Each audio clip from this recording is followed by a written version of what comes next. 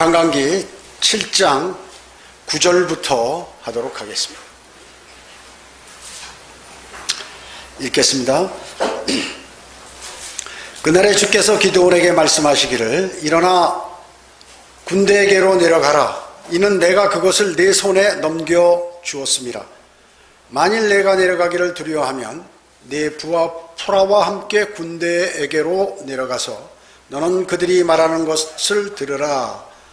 그러면 그 후에 내 손이 그 진에 내려가도록 강건해지리라 하시니 그가 그의 부하 포라와 함께 진에 있던 무장한 사람들의 외곽에 이르렀더라. 미디안인들과 아멜렉인들과 동방의 모든 자손이 골짜기를 따라 누워 있는데 그 무리가 메뚜기 떼 같고 그들의 낙타도 무수하여 그 무리가 바닷가에 많은 모래 같더라.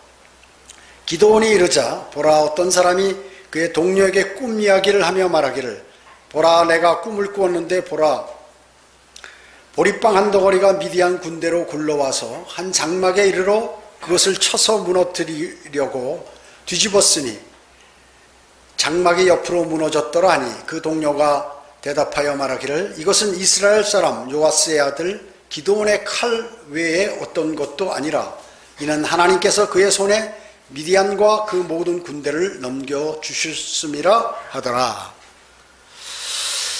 자, 그 요 앞에 에어컨 하나 끄죠. 여기요. 멀리서 꺼도 돼요. 그 측방에서, 측방에서요. 주님은 기드온에게 미디안 군대와 싸우러 나가라고 그랬습니다. 나가라고요. 싸우러 나가라고 그랬습니다. 이는 내가 그것을 내 손에 넘겨주었습니다. 내가 미디안 군대 네 손에 넘겨줄 테니까 그냥 무조건 싸워라. 그 말씀이죠. 얼마나 든든하겠습니까? 그러나 기드온이 믿었을까요? 처음에 좀 긴가민가 하는 거죠. 야, 이거 불안한 거예요. 10절에 보면 기드온은 움직이지 않고 있어요. 10절에. 그죠? 만일 내가 내려가기를 두려워하면 하나님이 아시는 거야. 두려워하는 거예요. 미디안은. 왜냐하면 병력수가 너무 많고 무기가 많기 때문에. 그래서 내가 만일 내려가기 두려워하면 두려워하는 거 아니까 즉각 이 말씀하는 거거든요. 그럼 내 부하 포라와 함께 그 군대로 내려가서 정탐하라 그 얘기죠. 그러니까 하나님께서 지금 미디안 보고 너 직접 걔네들이 상태가 어떤지 한번 네가 네 부하 포라와 함께 한번 가서 미디안에게 접근해봐라 몰래. 그렇게 진영 바깥 가장자리로 몰래 그래서 잠입해서 들어가는 겁니다. 지금 12절에 보면 미디안인들 아말렉인들 동방의 자손이 골짜기를 따라서 메뚜기 떼 같고 바닷가에 많은 모래 같다. 메뚜기가 엄청 많다 그 얘기죠. 새카맣게 앉아 있는 거야. 전쟁 준비를 하고 있는 거예요. 깜짝 놀랐겠죠. 이제 기드온은 거기 딱 침투에 들어가니까 이제 몇 명의 그 군인들이, 미디안 군인들이 얘기하는 것을 이제 듣게 되는 거예요. 근데 뭐라고 했냐면 13절에 기드온이 이르자 보라, 어떤 사람이 그 동료에게 꿈 얘기하는 거예요. 자기들끼리 이제 군인들끼리 서로 내가 꿈 꿨는데 보리빵 한 덩어리가 미디안 군대로 막 굴러오는데 굴러와가지고 미디안 군대의 그 장막들을 다 무너뜨리더라 그 얘기죠.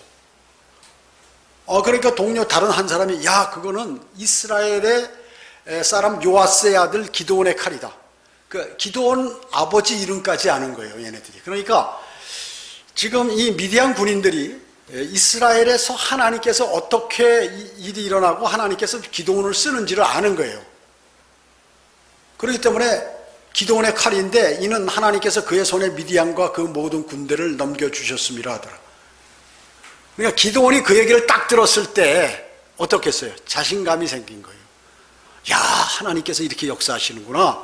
그들의 꿈에 나타나도록 하고 그것을 전부 지금 그 소식을 알도록 해서 이스라엘 군대를 향하여 미디안 군인들이 벌벌 떨게 이렇게 만드셨구나 하는 것을 기드온이 아는 거죠. 기드온이 여기서는 보리빵이 누구예요? 기드온을 예표하는 거죠. 보리빵은 뭐예요? 그 당시 이스라엘 가운데 밀가루는 좀 좋은 거고 보리는 싸기 때문에 보리빵은 가난한 사람들이 먹는 거예요. 보리빵은 그래서 기드온이 그 전에 재판관계 6장 15절에 보면 뭐라고 그랬어요? 주의 천사에게 뭐라고 그랬습니까? 오 주여, 내가 무엇을 가지고 이스라엘을 구원하리까? 나 이렇게 약한 사람이 어떻게 이스라엘을 제가 구원하냐? 보소서, 나의 집은 므낫세 중에서 가난하고 나는 내 아비 집에서 가장 작은 자니이다. 그러니까 자신이 가장 작고 그리고 가난하고 그렇다고 얘기죠. 그렇기 때문에 지금 여기서 보리빵이라는 것은 아주 약한 가난한 사람들이 먹는 그러한 것을 예표하는 것이에요. 기드온. 그 빵은 그래서 기드온의 칼이라고 해요. 기드온의 칼. 그래서 빵과 칼이 연관이 되는 거예요. 마태복음 4장 4절에 보면 그러나 주께서 대답하여 말씀하시기를 기록되었을 때 사람이 빵으로만 사는 것이 아니요 하나님의 입에서 나오는 모든 말씀으로 사느니라. 빵과 말씀이 나온다. 근데 빵으로 사는 게 아니라 말씀으로 사는 거다. 근데 그 말씀은 뭐예요? 말씀의 칼이죠. 하나님의 말씀은 살아있고 능력이 있는, 양날이 예리한 어떤 칼보다, 양날이 있는 어떤 칼보다도 예리하다고 그랬죠. 그 말씀의 칼이거든요. 그래서 그 빵은 기드온의 칼을 얘기하는 것이에요. 얘기하는 것이죠. 그래서 이 적들은 말이죠. 심지어 기드온의 아버지 이름까지 아는 거야. 그러니까 정보가 이미 하나님께서 이스라엘을 사랑하고 기드온이 능력이 있다는 것을 미디안 군인들이 다 알았던 것입니다. 그래서 이미 아말렉인들과 미디안인들은 들은 것으로 완전히 그들은 사기를 잃어버렸어요. 그 여러분 주님께서 영적 전쟁이나 기타 실제 전쟁이나 하는 방식이 바로 이러신 거예요. 여러분이 어떤 어려운 문제에 도달하게 되고 여러분을 핍박하는 사람이 있고 상대가 강성하더라도 하나님께서는 이렇게 하다못해 꿈을 통해서라든지 아니면 주변의 환경을 통해서 그들이 벌벌 떨도록 만들어 놓으시고 전쟁을 치르신다 그 얘기예요. 어떤 경우에 그 성도가 하나님과 아주 끈질긴 관계에 있고 주님을 신뢰할 때 이미 그 영적 전쟁은 승리를 결정해 놓고 싸우도록 하신다 그 얘기죠. 열왕기하 7장에 보면은 시리아군이 이제 그 이스라엘하고 전투에서 완전히 괴멸당하는 그러한 장면이 나옵니다. 이스라엘은 기병도 없고 보병도 없었어요. 그런데 이 시리아인들이 무슨 소리를 듣냐면 그 헛소리를 듣는 거죠. 말하자면 히딘하고 이집트인들하고 말바굽 소리하고 막 이런 말울음 소리 이런 것들을 막 듣는 거예요. 그 하나님께서 들리도록 하신 거죠. 그러니까 이스라엘군이 히딘들도 용병을 하고 이집트에서 용병을 끌어가지고 우리 애를 공격하는구나. 우리 큰일 났다 해가지고 이 사람들이 미쳐버려요. 놀래요. 그래가지고 자기 동료들끼리 막 칼로 죽이고 이런 일들이 벌어진다 그 얘기죠. 도망가게 그 소리를 듣고 또 도망가고 이런 것이죠. 그래서 현재는 미디안들과 아말렉인들은 기드온의 칼을 두려워하고 있다. 그럼 누가 그렇게 만들어 놓으셨냐? 하나님께서 그렇게 환경을 조성시켜 놓으신 것이에요. 여러분 이런 거 아세요? 실제 여러분이 그 영적 전쟁이나 여러분의 그 어려운 처지에 놓여 있을 때 하나님께 간구드렸을 때 이런 것을 경험한 분들도 있고 아직 경험하지 못한 분들도 있을 거예요. 많은 두려움을 느껴요. 영적 전쟁하면 두려움을 주게 됩니다. 누가? 마귀가요. 나 이제 큰일 났구나. 나는 이제 생활도 어려워진다. 내 건강도 나빠진다. 그리고 상대는 나에게 집중적으로 공격한다. 이런 것을 막 느끼도록 마귀가 여러분들을 이렇게 여러분 마음속에 그런 걸 넣어줍니다. 왜? 영적 존재이기 때문에. 그러면 하나님께서 가만히 계시냐? 여러분이 주님을 신뢰했다면 주님은 이미 다 그 영적 전쟁에서 여러분이 이길 수 있도록 환경을 만들어 놓으세요. 오늘 이 성경과 마찬가지로. 재판관의 기드온과 미디안 전투와 마찬가지로 그렇게 해 놓으신다 그 얘기죠. 모두 준비해 놓으시는 거예요. 근데 그 사실을 알지 못하고 주님을 의심하고 마귀의 공격에 두려워 떤다면 그건 패할 수밖에 없어요. 패합니다 반드시. 자 여기 15절 보세요. 15절부터 그러므로 기드온이 그 꿈과 이야기와 해석을 듣자 경배를 드리고 딱 듣는 순간 기드온이 하나님께서 왜 나와 푸라를 지금 미디안 경계에 보내서 그걸 보도록 하셨나 이것을 아는 거예요. 야, 하나님이 지금 준비하고 계시는구나. 그러니까 너무 감탄하니까 하나님께 경배 드리는 거죠. 경배를 드리고 이스라엘 진으로 돌아와서 말하기를 일어나라 주께서 미디안 군대를 너희 손에 넘겨주셨느니라 하고 그 300명을 세 부대로 나누어 각자의 손에 나팔과 빈 항아리를 들고 그 항아리 안에는 등불을 넣었더라. 기드온이 그들에게 말하기를 나를 쳐다보고 내가 하는 대로 하되 보라 내가 그 진영의 외곽에 이르렀을 때 내가 하는 대로 너희도 그렇게 할지니라. 내가 나와 함께 한 모든 자들과 나팔을 불면 너희도 온 진영 사면에서 나팔을 불며 말하기를 주의 칼이요 기드온의 칼이라 하라 하니라. 주님의 칼이고 그 미디안 병사들이 얘기한 기드온의 칼, 이거를 딱 갖다 집어넣는 거죠. 소리를 지르라 그 얘기죠. 그리하여 기드온과 그와 함께한 100명이 중간 경점이 시작될 무렵 진영 외곽에 와서 그들의 파수를 새로이 세울 때 나팔을 불고 그들의 손에 있는 항아리를 깨트리니라. 그 세 부대가 나팔을 불고 항아리를 깨트리며 등불을 왼손에 들고 오른손 잡은 나팔을 불며 소리 지르기를 주의 칼이요 기드온이 칼이라 하며 그들이 각자 진영을 에워싸고 자기 자리에 서니 모든 군대가 달리며 부르짖으며 도망치더라. 적군이 그러니까 도망가더라 그 얘기죠. 자, 지금 뭘 갖고 싸우는 거예요? 전쟁을 하라는데 한 손에 항아리 들고 말이죠. 그 안에 횃불을 집어넣고 한 손에 나팔을 들고 이거 뭐 칼과 활 뭐 이런 무기를 갖고 싸우는 게 아니라 항아리, 등불, 그 다음에 나팔 이거 갖고 싸우는 거예요. 지금 하나님의 싸움 방식이에요 이게. 하나님께서 지시하신 내용. 그들의 꿈 해석은 기드온이 즉시 하나님께서 자신을 불러 하라고 하신 그 일에 대한 모든 의심을 이제 기드온은 버리게 된 거예요. 하나님께서 왜 나를 부르셨나? 나같이 약한 사람을 왜 부르셨나? 어디다 쓰시려고 나를 부르셨나? 했는데 이거구나 알았다 그 얘기죠. 하나님께서는 적군의 사기를 떨어뜨리셨을 뿐만 아니라 그분이 선택하신 그러한 지휘관에게 용기를 불어넣어 주시는 거예요. 기드온은 약한 사람이라고 그랬잖아요. 자기 가정 중에서도 자기 형제들 중에서도 가장 힘없고 이런 사람이 알아주지 않는 사람이라고 얘기죠. 그래서 기드온은 하나님의 말씀대로 그래서 힘센 용사가 된 거예요. 여러분 아무리 여러분이 나약하고 또 몸이 약하고 그리고 뭐 여러 가지 불비한 일이 있다 하더라도 하나님께서 여러분에게 힘을 주시면 여러분은 힘센 용사가 되는 거예요. 그걸 아셔야 돼요. 인간의 생각으로 판단하지 말라 그 얘기죠. 하나님의 생각은 우리의 생각과 틀려요. 우리 수준으로 생각하지 말라. 하나님 수준, 하나님의 수준은 바로 이 하나님의 기록된 말씀이에요. 여러분 어떻습니까? 어떤 것을 아는 사람하고 모르는 사람하고 대화하는데 모르는 사람이 막 아는 것 같이 얘기하지만 다 안단 말이죠. 아는 사람은. 그렇기 때문에 그걸 어떤 수준으로 그걸 얘기할지 어려운 거예요. 여러분 어떻습니까? 성경을 가리키는 데 있어서 어렵게 가리키는 건 대단히 쉬워요. 어렵게 가리키면 아주 어렵게 가리켜서 하나님의 말씀은 그냥 자기가 아는 지식으로 쫙 얘기하는 그것은 제일 쉬워. 그러나 쉽게 얘기하는 건 어렵다 그 얘기죠.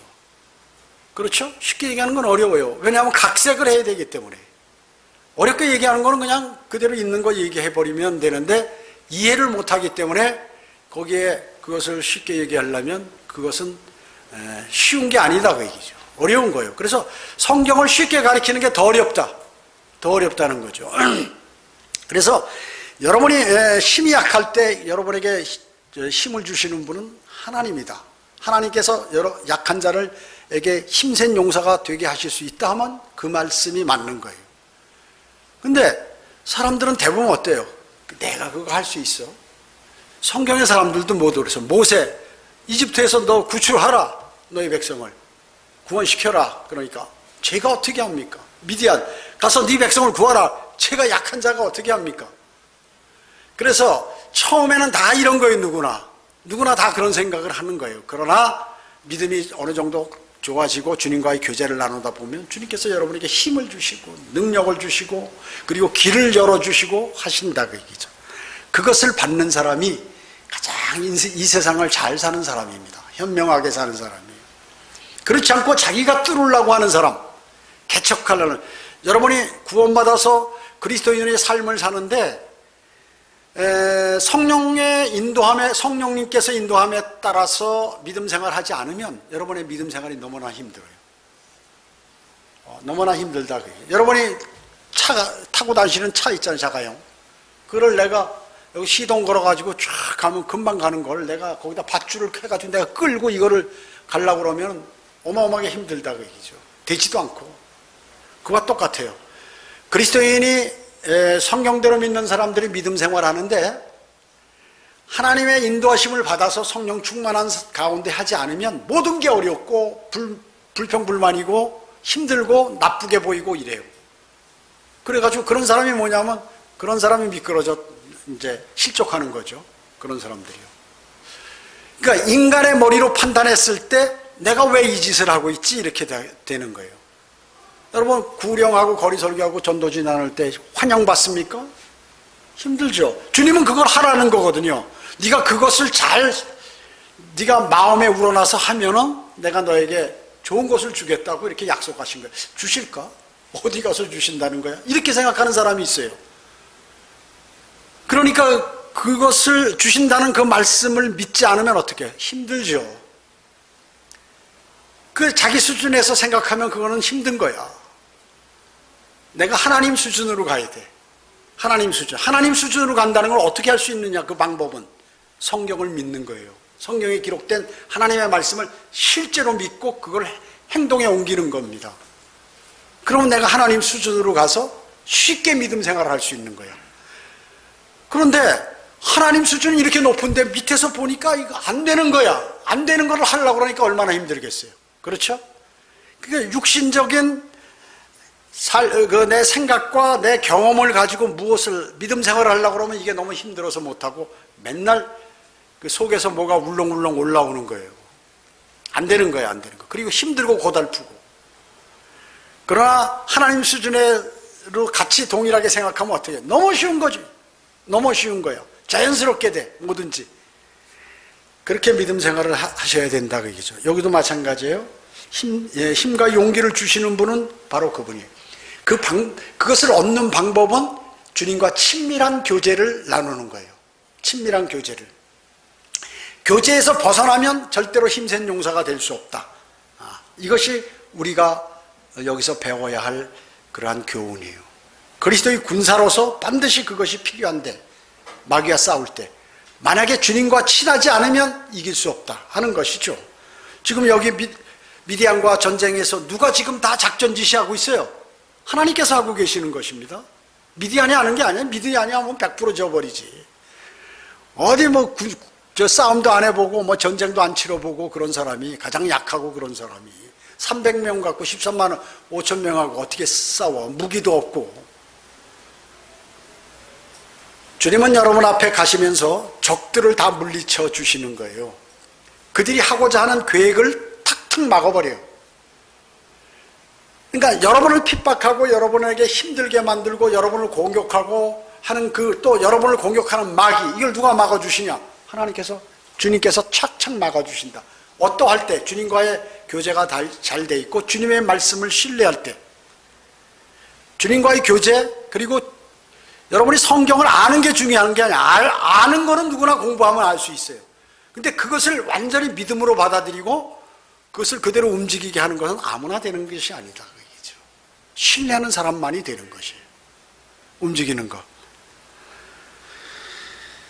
그래서 지금 아무리 적이 막강하고 수가 많아도 하나님의 온전한 교제권 가운데 있다면 그들을 이길 수 있다는 것이에요. 그래서 전쟁은 사람 그 병력수나 무기의 능력 가지고 하는 게 아니다. 정보 능력 갖고 하는 게 아니다. 하나님의 도우심으로 전쟁을 하는 것이다. 실제 전쟁이나 영적 전쟁이나 마찬가지예요. 제가 그래서 얘기하는 거예요. 만약에 우리나라가 모든 위정자들이나 이런 사람들이 구원받고 거듭나고 하나님께 매일 기도하는 사람이라면 세계 최고 강대국이 된다고. 어떻게 강대국이 되느냐? 공격하려는 나라를 전부 망하게 만들어버리셔, 하나님께서. 거기 뭐 전염병을 보내시든가 자연재해를 통해서 그냥 완전히 초토화되게 만들면 이게 올라가게 돼 있는 거예요. 그러면 여기서 막 도와주고 뭐 이렇게 하면 말 듣죠? 말 듣는 거예요. 그렇기 때문에 모든 세계 역사의 주관자가 누구냐? 예수 그리스도께서 주관자이시다 그러죠. 역사의 주관자. 그래서 영어로 역사가 뭐예요? 히스토리. 그분의 이야기. 그분께서 어떻게 우주를 창조하시고 나라들을, 제국과 왕들을 관장하시고 전쟁을 일으키시고 사람들을 어떻게, 그 죄 많은 죄인들을 어떻게 다루시고 하는 모든 역사, 이것이 성경에 기록되어 있는데 그 역사가 그래 히스토리라 그 얘기죠. 특히 주님의 일을 하는 사람 있잖아요. 하는 사람은 반드시 수많은 방해가 있다는 거죠. 제가 얘기하잖아요. 어떤 사람이 죄인인 것을 인정하고 예수 그리스도를 영접해, 주 예수 그리스도를 영접해서 구원받아요. 그러면 마귀가 즉시 공격해요. 그 가정에서, 직장에서, 교회 내에서, 주변에 공격을 합니다. 그 다음에 침례를 받잖아요. 침례 받으면 그 다음에 공격해. 그 다음에 이제 침례를 받고 내 마음을 새롭게 해서 이제 그 성경도 공부하고 뭔가 나도 주님을 위해서 일 좀 해보겠다 이러면 또 공격해. 자, 이 공격은 말이죠. 계속해서 이루어지는 거예요. 여러분 해변가 가면 파도가 한 번 몰려오고 맙니까? 수영을 하는 거, 바다 수영하다가 파도가 올라와. 아, 이거 잘했어요. 파도 타기에서 올라갔는데 이제 안 올 거다 하면 어떻게 해요? 물 먹죠. 다음에 또 옵니다. 이게 언제요? 끊임없이 끝까지 파도가 몰려오는 거예요. 그와 마찬가지로 주님 오실 날까지 마귀는 공격한다 그 얘기죠. 이거 제파 공격이라고 해요. 제파, 파도가 몰려오듯이 계속해서 공격한다. 이게 북계군 전술에 제파 공격이 있어. 제파 전술이. 그게 뭐냐면 목표를 탈취했어. 그래서 졌어. 그러면 다음에 또 타고 또 공격하고 끝까지 공격하는 거예요. 그 부대가 완전히 자기들이 다 죽어 없어질 때까지 끝까지 공격하는. 이것이 제파 전술인데 목표를 공격을 해서 그 어느 산봉우리를 탈취했어요. 뭐 서울의 삼각산을 탈취했다. 그러면 이제 만세 부르고 태극기 꽂고 있으면 이제 밤 되거나 안심하고 막 지쳐서 잠자고 이럴 때 싹 저쪽으로 가시죠. 저 뒤에 싹 올라와서 싹 올라오게 된다 그죠. 공격하는 거예요. 공격을 합니다. 그러면 또 이제 막어. 그러면 이제 끝났겠지. 안에 또 공격하는 거야. 이게 제파 전술, 제파 공격의 전술이라고, 북해군 전술이에요. 제가 북해군에 관해서, 북한군에 관해서는 제가 모든 것을 제가 거의 우리나라에서 수준급으로 알고 있을걸요. 저 사람들이 무슨 얘기하면 저거 거짓말이다. 저거 다음에 무슨 작전이 있다는 거 다 아는 거예요. 다 아는 거예요. 그렇기 때문에 이러한 모든 것들이 주님께서 사실은 그걸 다 관장하고 계시다 그 얘기죠. 모든 전쟁이나 모든 일 같은 것들을 다 관장하고 계세요. 특히 이제 그렇기 때문에 주님의 보호하심과 도움이 없다면 우리는 어려운 거예요. 그런데 여러분이 지금 그 사실을 모르는 경우가 있어. 내가 인생 살아가는 데 있어서 주님이 나를 도우셨구나. 이걸 모르고 지나갈 때가 너무나 많이 있어요. 근데 여러분이 이제 셋째 하늘에 가시면, 주님이 부르셔서 가시면 다 알게 되는 거죠, 이걸. 그 당시 내가 죽을 위기에 있었는데 주님께서 나를 구원해 주셨구나. 차가 지나가는데 막 옆으로 지나가는데 막 요거 0.5mm 옆으로 지나가는데 조금만 밀렸으면 내가 죽는 건데 주님께서 나를 탁 당기셔가지고 살았다는 것을 알게 되고, 또 여러분의 모든 일이나 뭐 이런 것들을 누가 계획해서 망하게 만들려고 그러는데 그걸 사전에 막은 거, 이런 것들을 알게 되신다는 얘기죠. 알게 되신다는 것이에요. 그러니까 인간들은 그런 일이 어떻게 그런 일이 있다 그 얘기죠. 그런 일이 있어요. 그건 그 사람의 생각이죠. 사람 수준의 생각이죠. 시편 27편 12절에 나를 내 원수의 뜻에 넘겨주지 마소서. 이는 거짓 증인들이 잔인함을 내뿜는 자들처럼 나를 대적하여 일어섰기 때문이다. 이렇게 얘기해요. 또 시편 31편 15절에는 나의 때가 주의 손에 있으니 내 원수들의 손에서 나를 구하시며 나를 박해하는 자들로부터 나를 구하소서. 자, 이런 기도를 왜 다윗이 드렸을까요? 주님을 신뢰하니까. 그래서 주님이 좋아하는 거예요, 다윗을. 주님을 너무 신뢰하니까. 내 마음에 맞는 사람이라는 거예요. 하나님 마음에 딱 든다, 다윗이. 그럼 다윗의 행태를 한번 보세요. 무슨 사건이 벌어진다든지, 무슨 전쟁을 한다든지, 자기가 죄를 졌다든지, 또 무슨 일이 있을 때 이 사람이 어떻게 했는가. 또 시편에 기록하는데 지금 보세요. 내가 지금 적들이 나를 공격하고 모함하고 막 하는데 그 손에서 좀 나 좀 구해달라고. 그 구할 수 있는 분이 하나님이라는 걸 아는 거죠, 다윗은. 그러니까 구할 수 있는 분께 지금 요청하는 것이야. 주님을 신뢰하는 거예요. 주님이 그래 알았어, 내가 환경을 조성할게. 그 사람 주변에 뭐 막 공격하면 그냥 몸을 아프게 만들어 버리든가, 아니면 무슨 뭐 다른 일을 주어서 한다든가, 이렇게 딱 해버리시는 거예요, 주님께서. 그렇잖아요. 여기 3층에 그 조그만 노래방이 있는데 제가 여기 이사 왔을 때 말이죠, 간판을 붙이니까 자기 장사 안 된다고 간판을 못 붙이게 하는 거예요. 교회 간판 있으면 장사가 안 된다고. 난리치고 막 소리 지르고 뭐 난리치고 뭐 났어요. 그랬더니 어떻게 3개월 만에 그냥 망해서 나갔어요. 바로. 그 전에 잘 됐대, 장사가. 그렇죠. 우리 수요 기도에 여기 지금 계속해서 뭐 이렇게 수요 기도의 시간만 좀 빼달라 가서 요청을 했죠. 근데 계속 그러는 거야. 할 수 없이 어떻게, 방법은 경찰을 가서 싸울 수 없으니까 신고해. 그래도 나중에 또 하다가 안 되면 또 좀 하는 척 하다가 또 그러는 거예요. 그래서 한 3주 전인가 4주 전서부터 이제 내가 본격적으로 주님하고 교제해야겠다. 그 먹고 사는데 힘든데 그 사람들도 안 되겠다 이거. 그 기도를 했죠. 그러니까 요즘 어때요? 엘리베이터에서 만났는데 장사가 안 돼서 죽겠다고 말이죠. 조용해 요새. 조용해요. 계속해서 하니까 그게 뭐예요? 주님이 환경을 조성해 버리시는 거예요. 주님 안 되겠습니다. 이제 참았는데 이게 이래서 되겠습니까? 이게 지금 설교하는데 막 여기서 음악 소리가 나버리니까 제가 말하는 게 생각이 안 나고 막 거기에 신경 쓰게 되고, 듣는 사람도 마찬가지고. 간절히 기도했죠, 이틀간. 그랬더니 바로 그냥 요새 소리가 안 나. 가끔 나면 한 10시 넘어서나 날까? 밤 10시 넘어서나. 그게 뭐예요?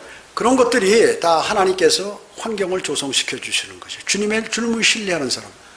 주님께서 이 나팔 불고 음악 틀고 하는 사람 그 손까지 거기 술 먹으러 오는 사람까지, 노래 부르러 오는 사람까지 다 끊어버리시겠다 하신다. 그 얘기죠.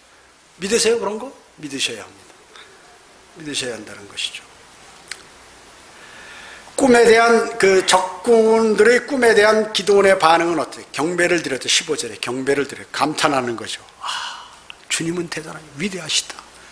그래서 나를 지금 염탐하러 보내셨구나. 이걸 보게 하시려고. 내 믿음을 강성케 하려고 주님께서 이렇게 하셨구나. 깜짝 놀랐죠, 처음에. 자기 부하 한 사람하고 그 적군이 많은 데 가다가 잡히면 죽는데 거기 가보라고 그러니까. 그래서 기도원은 300명을 세 팀으로 나눴어요. 그래가지고 그들의 무기는 손잡이 달린 항아리, 그리고 등불, 그리고 나팔이었어요. 칼은 없었어요. 칼이 없어요. 사람 죽이는 칼이 없어. 그러니까 나팔하고 등불하고 항아리 갖고 싸우라고 그러니 하나님께서. 만약에 주님을 신뢰하지 않는다면 어떨까요? 기도원이. 너무하십니다, 주님. 이렇게 해가지고 어떻게 되겠습니까? 이렇게 했을 거 아니에요? 그런데 적군이 간증하는 자기 꿈 얘기하는 거를 듣도록 만들으셔서, 이게 하나님이 지금 관장하고 계시니까 하나님 말씀대로 하면 내가 뭔지 모르지만 하여튼 이걸 갖고 나가서 시키는 대로 하면 되는구나. 이렇게 그런 믿음이 생겼죠. 기도원이 나팔을 불 때 각 사람은 자기의 나팔을 불면서 주의 칼이요 기도원의 칼이라고 외치라고 그랬습니다. 이것은 주님의 재림의 그림이죠. 예. 구원자, 그리고 구원자가 누구예요? 주 예수 그리스도께서 재림하시면 주님의 사람들을 다 구원시키는 것이죠. 그리고 주님의 사람을 핍박하거나 주님을 모른다고 했던 사람들을 전부 징책해 버리시는 것입니다. 13만 5천 명의 미디안과 아말렉인들의 군대가 이제 나팔과 깨진 항아리, 그리고 등불을 든 300명의 유대인으로부터 패해서 정말 달아날 수 있을까? 사람들은 이렇게 생각하겠죠. 이해되지 않아요. 근데 어떻게 됐어요? 이겼죠. 미디안들이 이제 전부 잠들어 버렸어요. 그런데 이제 밖에서 텐트 밖에 나왔을 때 뭐가 보였어요? 300개 등불이 보였어. 그러면 등불이 있으면 이 사람들이 생각할 때 300개니까 저 한 부대로 들은 거예요. 그러니까 저게 등불 하나에 200명에서 한 600명 이상의 그 병력 수가 되겠다. 그러면 이게 지금 몇만 명이 되겠다. 6만 명에서 24만 명이나 되는 사람들이 우리를 지금 포위했구나. 이렇게 생각하는 거예요. 미디안 병사들은. 잠결에 나와가지고 텐트에서. 그래서 많은 병사들에게 포위당하고 자기들이 공격을 당한다고 생각하니까 어떻게 돼요? 대단하죠. 여기 19절에 보면 중간 경점이 있습니다. 중간 경점. 구약 시대의 밤이 있잖아요. 밤은 세 경점으로 나눠요. 그래서 저녁 경점, 한밤중 경점, 그리고 아침 경점 셋으로 나눕니다. 그러니까 4시간씩 3시에 12시간이죠. 그래서 저녁 경점은 저녁 6시부터 10시, 그리고 한밤중의 경점은 밤 10시부터 새벽 2시, 그리고 아침 경점은 새벽 2시부터 6시까지. 자, 그러니까 구약은 셋으로 나누고 신약은 어떻게 되냐면 넷으로 나눠요. 4경점으로. 그렇죠? 3시간씩 4개 경점으로 나누죠. 그래서 마가복음 13장에 보면은 그러므로 깨어있으라. 집주인이 언제 오는지, 저녁 읽는지, 그 다음에 밤중 읽는지, 닭이 울 때 읽는지, 그 다음에 아침 읽는지 4경점으로 나오는 거예요. 그죠? 4경점. 그래서 밤 12시간을 저녁 6시부터 아침 6시까지를 4등분, 구약은 3등분 한다. 지금 여기 구약이니까 한밤중이니까 어때요? 한밤중의 경점이니까 밤 10시부터 2시 사이니까 그 중간에 밤 12시 정도 이렇게 되는 것이죠. 밤이 아주 깊었을 때, 그때 이제 작전을 피게 되는 거예요. 야간 공격을 하는 거예요, 말하자면. 야간 공격. 여러분, 주간에 공격하면 눈에 다 보이잖아요. 그러니까 300명이 오는 게 다 보여. 근데 이걸 속이려면 어떻게 해요? 기습 공격을 하려면 야간 공격을 해야 되는 거예요. 야간에 안 보이잖아요. 야간에 안 보이잖아요. 물론 이제 조명탄도 띄우고 뭐 이렇게 하지만, 그렇기 때문에 횃불을 보니까 쫙 둘러서 300개가 있는데 말이죠. 상상이 어떻게 됐냐면, 저거는 300개의 부대가 지금 우리를 공격한다. 이렇게 생각하는 거예요. 300명인데. 안 보이니까. 그래서 야간에 공격하는 거예요. 그리고 기습하기가 좋잖아요. 야간에는 몰래 가장 가깝게까지 가서 갑자기 공격하니까 당하죠. 주간에는 다 관측이 용이하니까 멀리서 오는 것도 다 보이잖아요. 그래서 야간 공격을 그럴 때 하는 거예요. 자기가 상대방 부대보다 약할 때, 이때는 야간 공격을 주로 하고, 또 중요한 아주 어려운 그 진지를 공격할 때, 이것은 야간에 공격하는 거예요, 원래. 그러니까 하나님께서 명확하게 지금 현대 공격 전술을 이미 다 갈통하고 계신 거죠. 주님께서 다 그 전쟁 원칙도 가르쳐 주신 거니까. 성경에 다 있어요, 그게. 제가 그 전쟁에 관한 그 책들을 많이 읽고 그걸 배웠잖아요. 그리고 특히나 군대에 있을 때는 그거 주무장교했다, 그게 이제 싸우는 거. 그 적들하고 싸우는 거, 그 계획을 짜고 말이죠. 브리핑하고 해서 이렇게 가지고 공격하고 실제 병력으로 이동하고 이걸 해봤는데 성경을 보니까 너무나 아주 위대하신 거예요, 주님께서. 이게 사람들이 싸우는 그 전술은 아무것도 아니야. 여기 전술은 어마어마한 거야. 이미 미래까지 다 보고 앞까지 보고 전반적인 상황을 다 알고서 하나님께서 촥 해버리시는데 100% 승리하더라고요. 하나님께서 지시한 전쟁은 단 한 번도 패한 적이 없어요. 패한 적이 없어요. 그래서 아침 시간은 바로 대환란 그림이고 19절의 중간 중점이 시작될 무렵은 대환란 중간을 얘기하는 것이에요. 그래서 마태복음 26장 6절에 보면 현명한 처녀들과 어리석은 처녀들이 나오죠. 여기에 나오는 한밤중에 해당하는 것입니다. 마태복음 25장 6절에 보면 한밤중에 소리가 나기를 보라 신랑이 오니 나가 맞으라 하더라. 한밤중. 요때들. 즉 아마겟돈 전쟁 전이란 말이죠. 그게 아마겟돈 전쟁 전.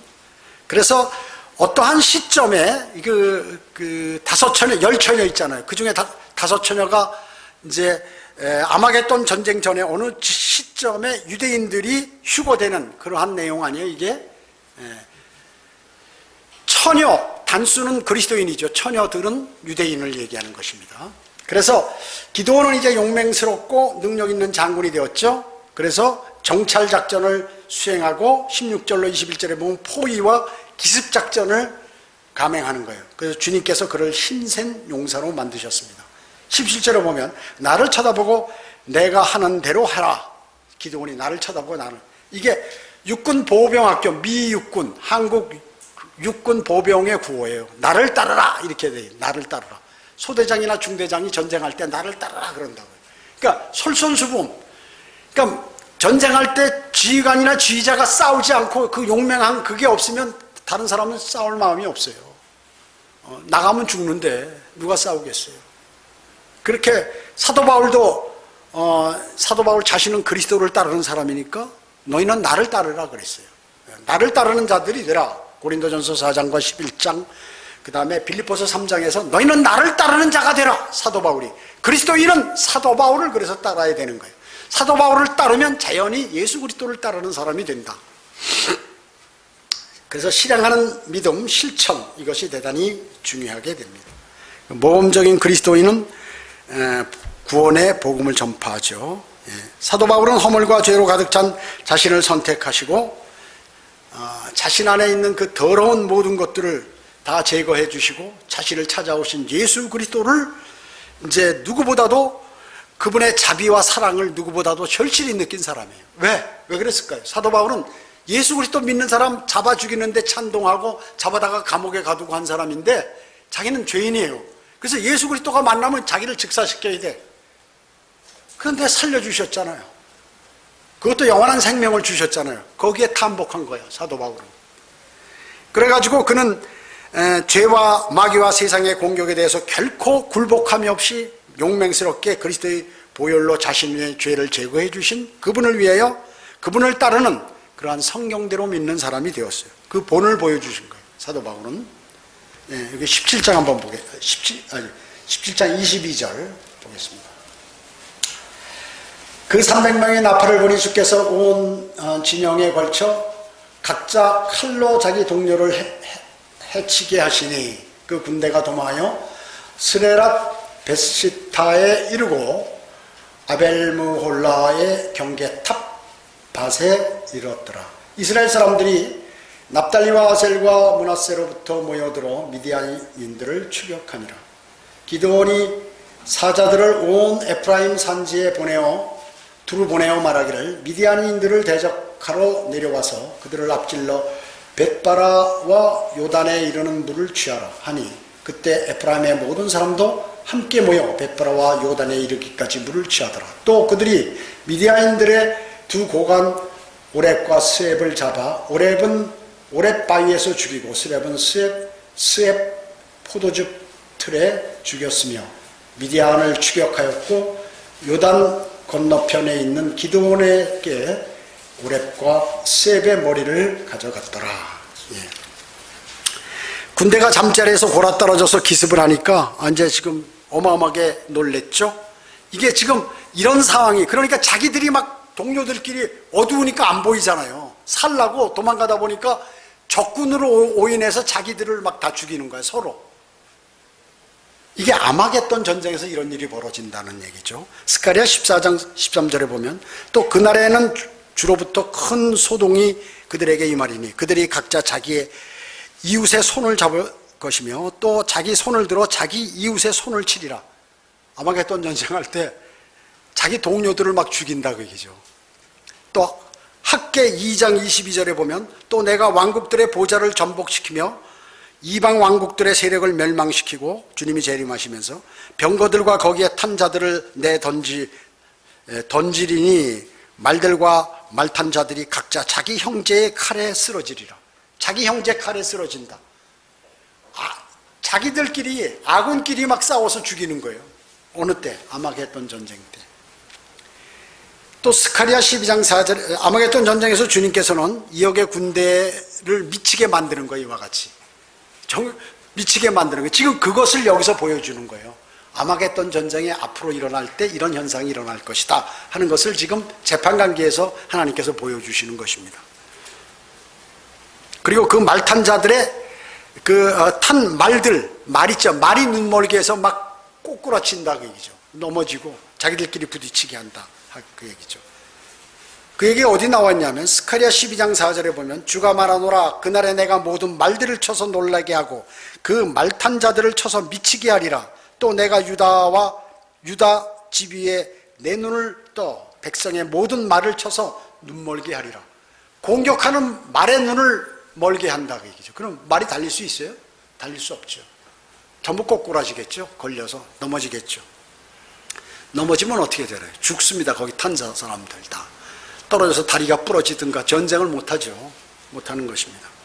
그러니까 아마겟돈 전쟁 때 사람 말들의 눈을 멀게 하고 그리고 그 적그리스도의 군사들이 자기들끼리 막 서로 죽이게 만들고 피바다가 되는 거예요. 주님께서 또 그냥 거기 지나가면서 전부 눌러버리시고 그런 것입니다.